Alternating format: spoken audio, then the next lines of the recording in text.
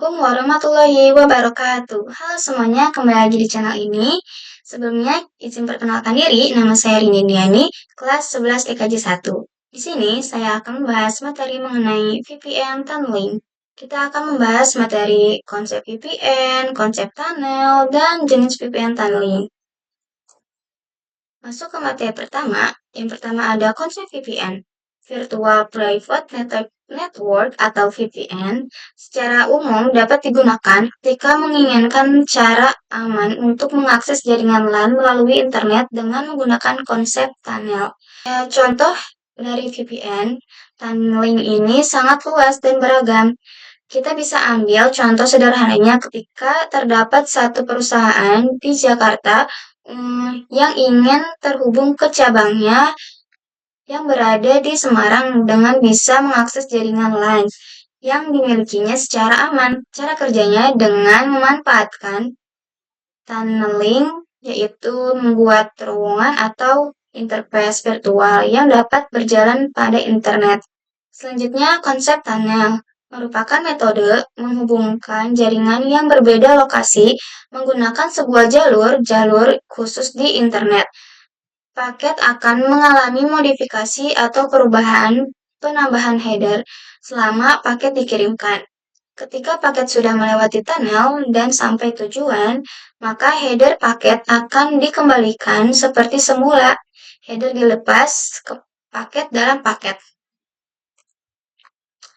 Di sini ada beberapa jenis VPN tunneling. Yang pertama ada IOIP, PPP, PPTP, SSTP, L2TP, dan OpenVPN. Kita akan membahas EOIP. EOIP atau Ethernet over IP adalah protokol pada mikrotik router OS yang berfaedah untuk membangun sebuah network tunnel atau mikrotik router di atas sebuah koneksi TCP/IP. EOIP merupakan protokol proprietari mikrotik support terhitung di Linux namun wajib di-compile manual. Maka untuk memanfaatkan fitur ini, router di head office dan router di branch office wajib menggunakan router mikrotik.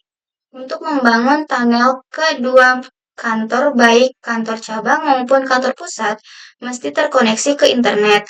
EOIP tunnel menghubungkan antar site yang dimana antar site itu harus yang memiliki network yang sama. Selanjutnya, PPP atau Point-to-Point Protocol digunakan untuk membangun tunnel koneksi langsung antara dua lokasi yang berbeda melalui internet. PPP dapat menyediakan autentikasi koneksi, enskripsi, dan konversi. Router OS mendukung berbagai tunnel PPP seperti PPoE, SSTP, L2TP, PPTP, dan lain-lain. Selanjutnya kita ke PPTP, Point-to-Point Tunneling Protocol. Merupakan salah satu tunnel yang menyediakan enskripsi melalui IP.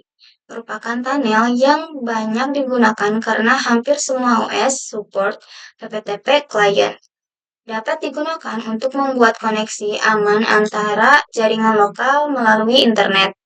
Router OS mendukung PPTP client dan PPTP server.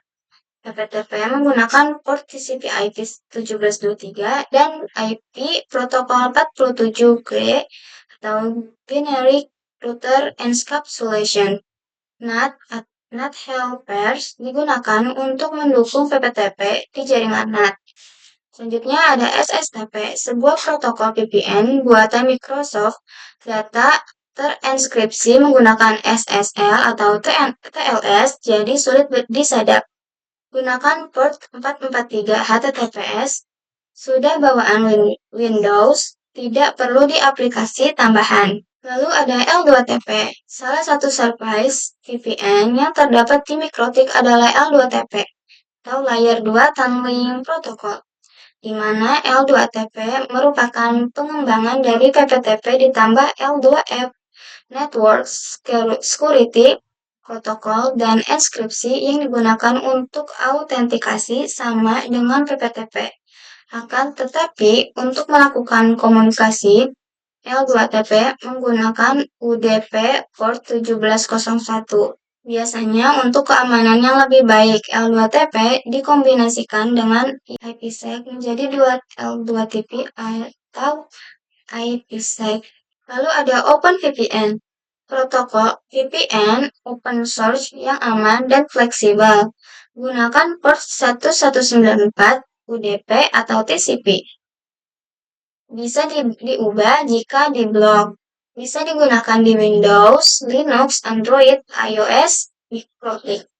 Butuh aplikasi klien OpenVPN Client untuk koneksi. Cocok untuk akses jarak jauh ke jaringan kantor atau sekolah. Lalu yang terakhir ada PPPoE atau Point-to-Point Protocol over Ethernet merupakan jenis protokol tunnel layer 2 yang digunakan untuk mengontrol akses ke jaringan. Salah satu jenis protokol tunnel yang banyak digunakan di ISP karena dapat dengan mudah melakukan manajemen banyak klien tanpa menggunakan IP publik. Memberikan autentikasi, enkripsi, dan kompresi. PPPoE hanya bekerja pada satu jaringan, one broadcast domain. Segitu saja materi kali ini. Terima kasih. Wassalamualaikum warahmatullahi wabarakatuh.